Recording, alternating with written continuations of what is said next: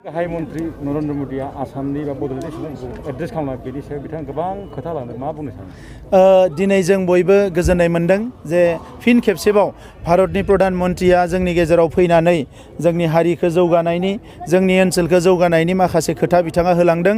दा बेयो जोंनि थाखाय जोबोद गिदिर खोथा। मोनसे हादोरनि बेबायदि गाहाया फैनानै जे मोनसे ओनसोल जौगाहोनायनि बेबायदि स्पष्ट खोथा बुंनाया गोदो जाफेराखैमोन, मालाबाबो जाफेराखैमोन।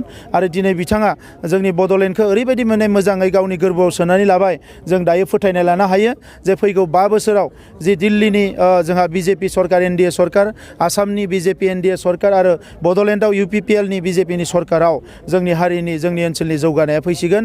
जोंनि हा हुखौ जों रैखाथि होनो हागोन, जोंनि समाज जोंनि राव थुनलाइ हारिमुखौ जोङो जौगाहोनो हागोन। बेवहाय जोंहा फोथायनाय फैदों आरो नैबे समाव जोङो बयबो सांग्रां जानांगोन। जोंनि हारिनि सुबुंफ्रा दिनै बिपिएफनि जि साननाय हनाय बियो जोंनि हारिनि हेंथायै थांगासिनो दङ।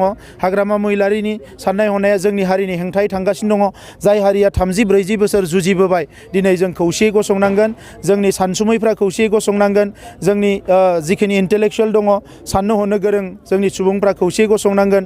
माहारि आफादा खौसेयै गसंनांगोन आरो हारिनि जेंनाफोरखौ थांनाय समाव जेरै गोब्राब नाजानानै जों सुस्रांबोबाय, फैबाय थानाय समाव जोङो बेफोरखौ सुस्रांनो थाखाय, हारिखौ फोथांना लाखिनो थाखाय, हा हु मालायनिफ्राय जोङो जोंनि आखायाव लाखिनो थाखाय नैबे बिसायख'थियाव जोङो इउपिपिएलनि बिजाथिखौनो देरहाहोनांगोन। नङाबा बेवहाय बिपिएफ देरहायोबा जायफ्रा जोंनि हा हुखौ सेख'ग्रा, जायफ्रा जोंनि हारिखौ थगायग्रा, जायफ्रा जोंनि हारिनि बायदिसिना मोन्थायफोरखौ जाख्ल'ग्रा, बै सुबुंफ्रासो बेवहाय गोहोआव फैगोन। दा नंखायनो नैबे समाव जेरैखि जाया आं रायजो राजाफोरखौ खावलायदों जे फैगौ 6 अक्ट'आव जानो गोनां बिसायख'थियाव साफ्रोमबो इउपिपिएलनि बिजाथिखौ ट्रेक्टरनि सावगारियाव भट होना देरहाहोनांगौ, आं बेखौ खावलायदों। हादोरनि उदखारि हान्जाफोरखौ मेन स्ट्रिमाव फैनो खावलायदों गाहाय मन्त्रि। बेयो जोबोद मोजां बाथ्रा जे बड'लेण्डआव थांनाय 2020 मायथाइनि 27 जानुवारियाव मोनसे गोरोबथा जानाय लोगो लोगो गासैबो जोंनि जिखिनि हाथियार लाना सोमावसारग्रा बेयो न'आव फैबायमोन। नाथाय नैबे समाव सासे सानैया आरो हाथियार लानायनि खोथा खोनानो मोन्दों। दा नंखायनो बिथाङाबो खावलायदों जे जायफ्रा दिनै हाथियार लाना सोमावसारफिननो नागिरदों, दुम दाखाल खालामनो नागिरदों, बिथांमोना न'आव फैनांगौ।